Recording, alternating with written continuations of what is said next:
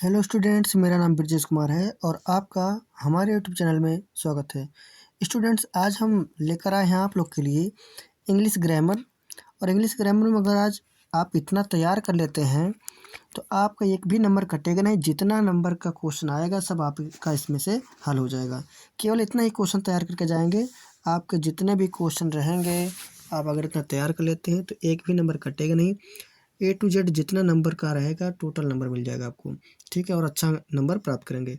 इसके पहले वीडियो में हम लोग पढ़े थे कि जो इंग्लिश का टेक्स्ट बुक है उसमें से क्या क्वेश्चन तैयार करना है जो आपको एग्जाम में मैच करे। तो अंग्रेजी का जो टेक्स्ट बुक से संबंधित था तो क्वेश्चन हम लोग हल करवा चुके हैं। अब इसमें हम पढ़ेंगे कि ग्रामर पोर्शन से क्या क्या चीज़ इस एग्जाम में आएगा। तो ध्यान से देखिएगा, इतना तैयार कर लेंगे तो एक भी क्वेश्चन आपका बचेगा नहीं, ठीक है। और कैसे लिखना है इसको भी बताएंगे, तो ध्यान से देखिएगा वीडियो। और अच्छा लगे तो शेयर करिएगा, लाइक करिएगा, सब्सक्राइब कर लीजिएगा चैनल, ठीक। देखिए लिखा है नाउन का हिंदी और अंग्रेजी में परिभाषा लिखिए। देखिए कुछ लोग क्या करते हैं, केवल अंग्रेजी में लिख देते हैं ना, तो अंग्रेजी में भी लिखिए और हिंदी में भी लिखिए। कारण ये है कि अंग्रेजी में रटा रटाया हो जाता है, उसका अर्थ समझ ही नहीं पाते हैं, तो हिंदी में भी उसको लिखिएगा ताकि क्या हो जाएगा कि आपको हिंदी में भी थोड़ा सा समझने का मौका मिल जाएगा, ठीक है। रट के किसी चीज़ को हम समझ नहीं सकते हैं, हमें क्या करना है, हिंदी में उसको समझना है और अंग्रेजी में उसका परिभाषा लिखना है। तो दोनों तरीके से आप लिखेंगे तो ज़्यादा बेहतर रहेगा, क्योंकि इसमें नंबर पूरा आपको मिलेगा। भले ही अंग्रेजी का कॉपी है, अंग्रेजी का पेपर है, उससे नहीं मतलब है, ठीक। ये स्पेशल मेरे मेरे लिए है, ज़रूरी नहीं कि हर जगह आप लिखें। मेरा उद्देश्य है कि आपको समझ में भी आना चाहिए, ठीक है। तो इसकी वजह से हम हिंदी में भी बोल दिए हैं और अंग्रेजी में बोल दिए हैं, ठीक है। मेरा है, चेक मुझे करना है इसकी वजह से। देखिए लिखा है फिर नाउन का कितने प्रकार का होता है, हिंदी और अंग्रेजी में उनके नाम लिखिए। देखिए इस पेपर को हम हिंदी में लिखे हैं, कारण इसका ये है कि कुछ लोग समझ ही नहीं पाते हैं कि क्या करना है, ठीक है। इसकी वजह से यहाँ पे हम एक्सप्लेन कर दिए हिंदी में ताकि आप भी समझ जाओ। तो नाउन कितने प्रकार का होता है, हिंदी और अंग्रेजी में उनके नाम लिखना है। हिंदी में भी क्या होता है और अंग्रेजी में। जैसे नाउन का परिभाषा हो गया, तो नाउन कितने प्रकार के होते हैं, 5 प्रकार के होते हैं।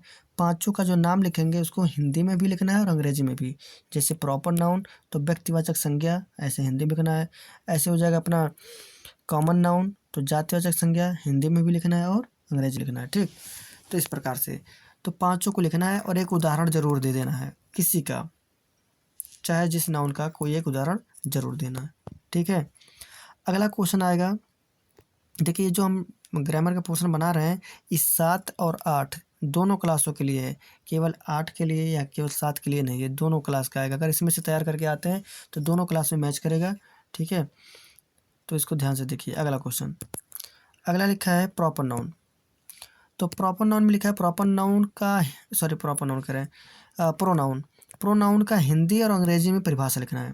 सेम जैसे नाउन का था सेम वैसे प्रोनाउन का है। उदाहरण सहित लिखना है, मतलब इनका एक उदाहरण भी देना है। फिर लिखा है प्रोनाउन के प्रकार हिंदी और अंग्रेजी में उनके नाम लिखिए। तो प्रोनाउन के जो प्रकार हैं उनको हिंदी और अंग्रेजी में उनके नाम लिखना है, मतलब कितने प्रकार के होते हैं, अगर जितने भी प्रकार के हैं उनके नाम लिखना है हिंदी और अंग्रेजी में। तो इसमें हम तो बता ही सकते हैं कि प्रोनाउन कितने प्रकार के होते हैं, 10 प्रकार के, और 10 का नाम हम लिखाए हैं। इसकी वजह से हिंदी और अंग्रेजी दोनों में इनके प्रकार लिखना है, ध्यान से भूलिएगा नहीं। परिभाषा भी हिंदी और अंग्रेजी में रहेगा, एक उदाहरण देना ही है देना है, ठीक है। और इनके जो प्रकार हैं उसका हिंदी और अंग्रेजी दोनों में परिभाषा देना है।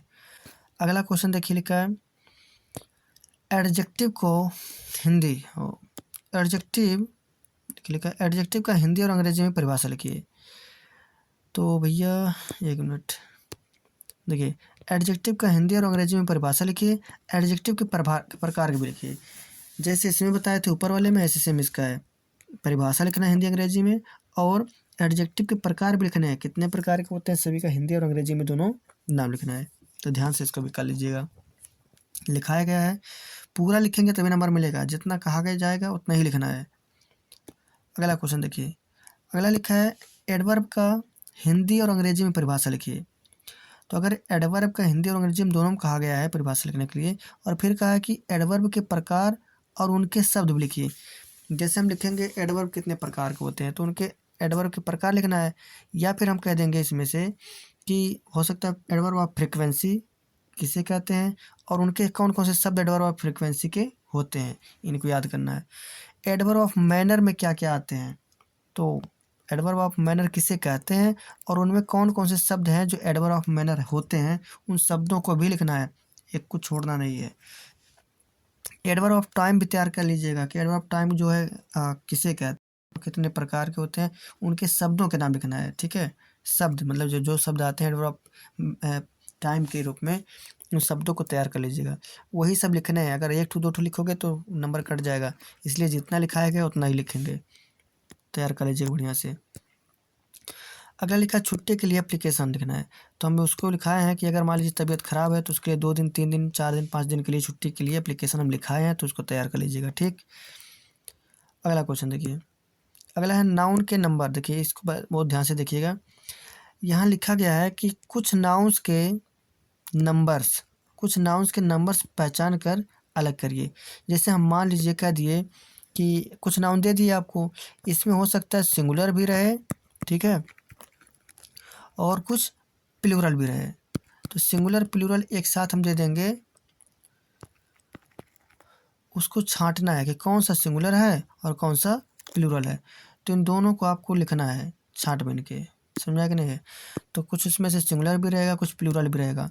उनको जो सिंगुलर को सिंगुलर के साइड में, जैसे ऐसे आप बना लेंगे, ग्राफ बना लेंगे, ऐसे देखिए इधर सिंगुलर लिख लीजिएगा और इधर लिख देना प्लूरल।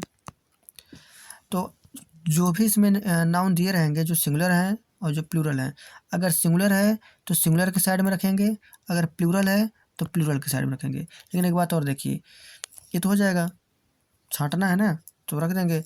कुछ ऐसे भी होंगे जिनका सिंगुलर रहेगा लेकिन उनका प्लूरल नहीं रहेगा, तो प्लूरल नहीं रहेगा जब, तो उनका प्लूरल के सामने ऐसे कट लगा देंगे। ठीक है, समझ रहेंगे कि अगर सिंगुलर कोई नाउन दिया गया, अगर उनका सिंगुलर है तो सिंगुलर को सिंगुलर साइड में रखो, प्लूरल नहीं बनता अगर उसका, तो उनके सामने कट पुट लगा दीजिए इसे।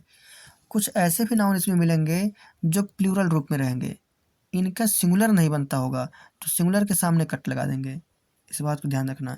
लेकिन और एक चीज़ और, यहाँ पे मीनिंग भी लिखना है, उनका मीनिंग भी लिखना है, सिंगुलर मीनिंग प्लूरल ऐसे लिखना है।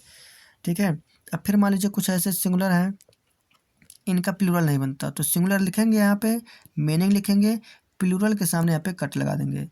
अगला कोई क्वेश्चन होगा यहाँ से करेंगे। ठीक है, ऐसे ऐसे करके आपको लिखना है, जैसे बताया गया ऐसे ही, कोई क्वेश्चन छोड़िएगा नहीं। तो यहाँ पे 7 क्वेश्चन हम यहाँ पे दिए हैं और इसको कंप्लीट तैयार कर लेंगे तो आपका एक भी क्वेश्चन छूटेगा नहीं। अगर बढ़िया से तैयार कर लेंगे तो नंबर भी कोई नहीं कटेगा। तो इतना तैयार कर लेंगे, कोई दिक्कत हो तो बता दीजिए कमेंट के जरिए। मिलते हैं अगले वीडियो में, तब तक के लिए हंसते रहिए, मुस्कुराते रहिए, पढ़ते रहिए, तैयार कर लीजिएगा बढ़िया से। ठीक है, अंग्रेजी का पेपर आपका बेहतर हो, बेस्ट ऑफ लक। मिलते हैं, तब तक के लिए हंसते रहिए, मुस्कुराते रहिए। जय हिंद।